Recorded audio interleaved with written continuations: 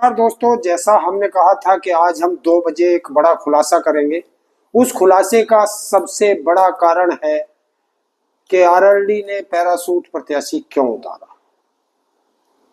ये किसने इतना बड़ा खेल किया कि आरएलडी का एक भी कैंडिडेट चुनाव लड़ने के क्या योग्य नहीं था, या बीजेपी ने कोई बड़ा खेल किया। ये किसकी रणनीति थी, किसकी चाल थी? क्या बीजेपी ने जयंत चौधरी जी को भी उसी कटघरे में फंसा चुके हैं जैसे में उसने अपने पिछले सभी सहयोगियों को फंसा करके खत्म किया है। खत्म करने का जो इनका एक नया नियम था, उसके अनुसार जो जो बीजेपी के आज तक सहयोगी रहे वो सब खत्म हो चुके हैं। उसमें चाहे पंजाब में अकाली दल हो, चाहे नवीन पटनायक हो, चाहे शिवसेना हो, चाहे रामविलास पासवान की पार्टी हो, और चाहे हरियाणा में दुष्यंत चौटाला हो, और चाहे उत्तर प्रदेश के अभी उपचुनाव में आप देखो संजय निषाद को टिकट नहीं दिया, और जिस तरीके से जयंत चौधरी को एक टिकट दिया उसमें भी प्रत्याशी अपना दिया, सिंबल जयंत चौधरी का है। तो गांव में हमारे एक कहावत है कि कोठी कुठले के हाथ मत लगाना, घर बार सब तेरा। तो सिंबल तो सब तेरा होगा लेकिन प्रत्याशी हमारा होगा। इससे जो क्षेत्र की जनता है उसमें बड़ी नाराजगी है। सभी लोगों से मेरी बात हो रही है, और इसमें एक बड़ी खबर ये आई है कि ये प्रत्याशी जिसका नाम सबसे कम चर्चाओं में था, वो प्रत्याशी सबसे आगे कैसे निकली। तो बात होती है एक हफ्ता पहले की, जब बीजेपी के प्रदेश अध्यक्ष भूपेंद्र चौधरी जयंत चौधरी जी से उनके सरकारी कार्यालय में जिस विभाग के वो मंत्री हैं उसमें मिलते हैं और एक गुलदस्ता देते हैं। वो गुलदस्ता ही इसकी सबसे बड़ी समस्या थी, क्योंकि जब वो गुलदस्ता दिया गया वहां ये टिकट फाइनल हुआ। ये टिकट क्यों सबसे बाद में फाइनल हुआ इसका भी मैं खुलासा करूंगा कि यहां से आरएलडी में सबसे आगे अजीत राठी का नाम सबसे पहले था। जयंत चौधरी जी ने अपने जो पार्टी से लोग टिकट मांग रहे थे, टिकट मांगने वाले तो आरएलडी में लगभग 20-25 लोग थे, उसमें कुछ बीजेपी के एक्स्ट्रा थे। तो इन्होंने अपने वहां कार्यालय पे बुलाया, अपने ऑफिस पे बुलाया। ऑफिस वो जो सरकारी मंत्रालय का ऑफिस है, वहां एक एक को बुलाया, चाय पिलाई, बिस्किट खिलाए, और सबको कहा कि आप जाइए पर्चा भर दीजिए, मैं टिकट फाइनल कर दूंगा, आप तैयारी करें। कुछ कैंडिडेटों ने आकर के पर्चा भर दिया, खरीद लिया, पर्चा भर दिया।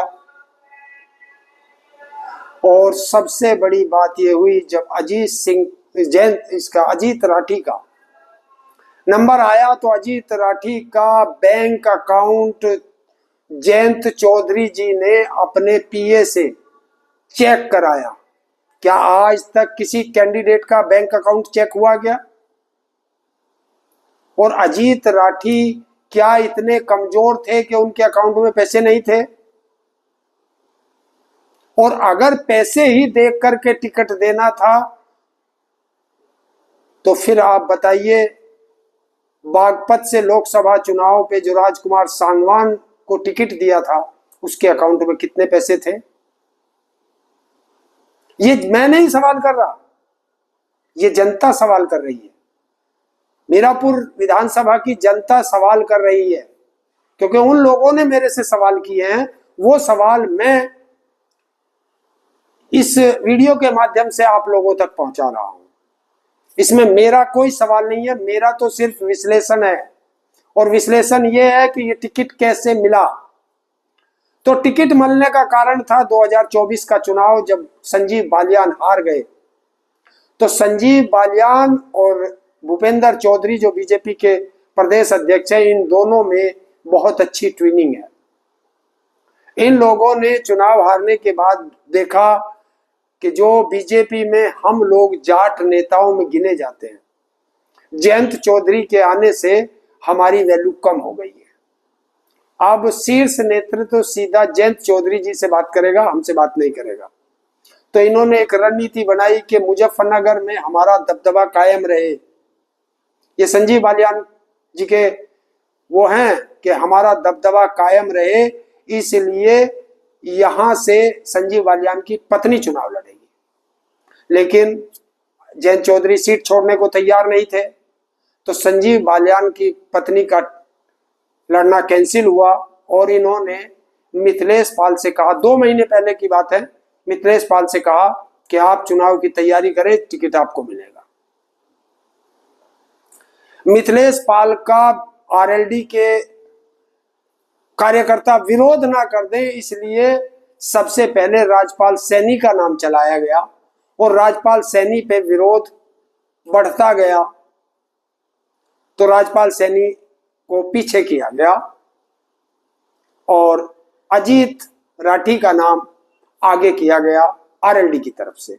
लेकिन उसमें और भी थे, मलूक नागर भी थे। अगर पैसे के बल पे देते तो मलूक नागर से बड़ा पैसे वाला नहीं था, लेकिन वहां भी काट दिया गया। जो दूसरे एक और लड़का राठी था, वो भी टिकट मांग रहा था, उसको भी टिकट नहीं दिया गया। अगर जयंत चौधरी को किसी पाल को ही टिकट देना था, तो एक आरएलडी में करीब 20-22 साल से एक पाल है जो दरी बिछा रहा है, उसको टिकट देना चाहिए था। पैरासूट के कैंडिडेट का लाने का कारण क्या है? तो पैरासूट को लाने का सबसे बड़ा कारण है कि मुजफ्फरनगर की राजनीति में सब लोग अपना दबदबा कायम रखना चाहते हैं।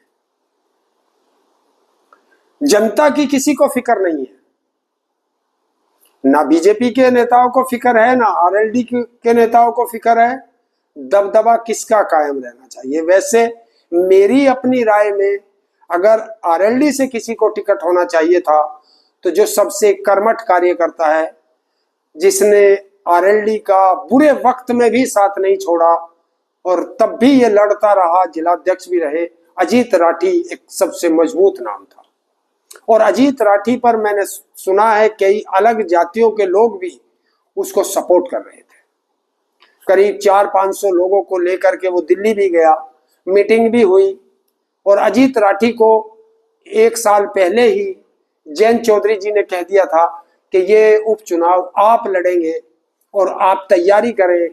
अजीत राठी ने अपना पैसा बर्बाद किया, समय बर्बाद किया और कल जब पर्चा भरने का नंबर आया, तो मैं ऐसे नहीं कह रहा कि बीजेपी के नेता को टिकट दिया है।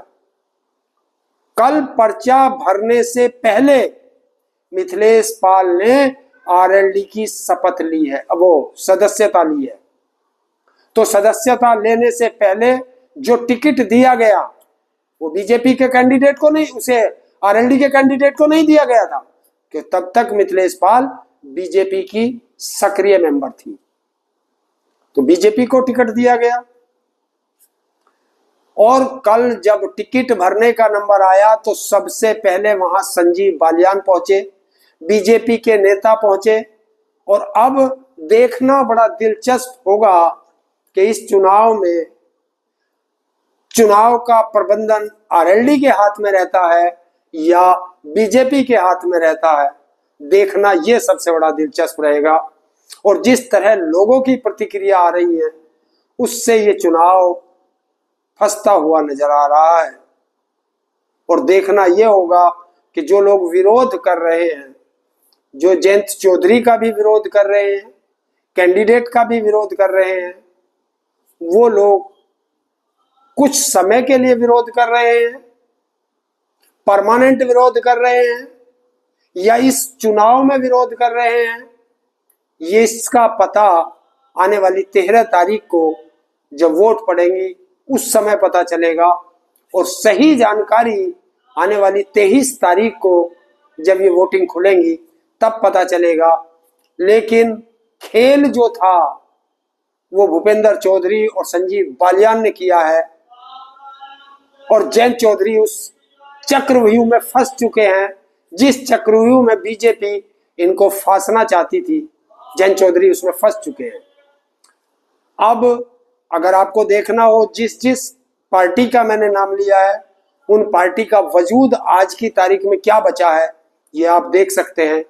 तो किस तरीके से बीजेपी अपनी सभी छोटी सहयोगी पार्टियों को किस तरीके से खा रही है, क्या उसमें जयंत चौधरी जी भी अब फंस चुके हैं, और क्या करना होगा आगे, ये तो समय बताएगा।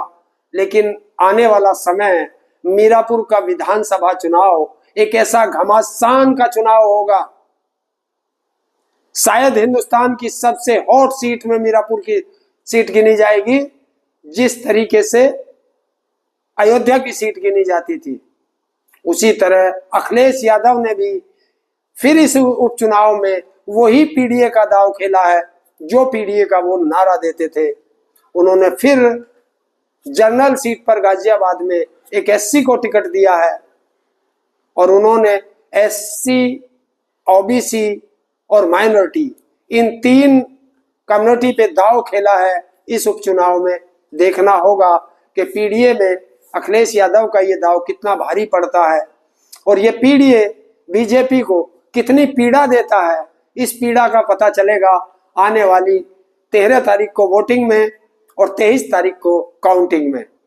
तो मैं यही खुलासा था कि जयंत चौधरी को फंसाया गया, और ये फंसाने वाले हमारे अपने लोग थे, जो जिनको मतलब अपने का मतलब है मुजफ्फरनगर के, और वही लोग थे जो बीजेपी के चाहते थे। और बीजेपी ने जयंत चौधरी को फंसा करके आरएलडी के सभी कार्यकर्ताओं को और नेताओं को मायूस किया है। अब वो मायूसियत चुनाव में दिखाई देती है, या सब भूलकर फिर एक साथ होंगे, ये समय बताएगा।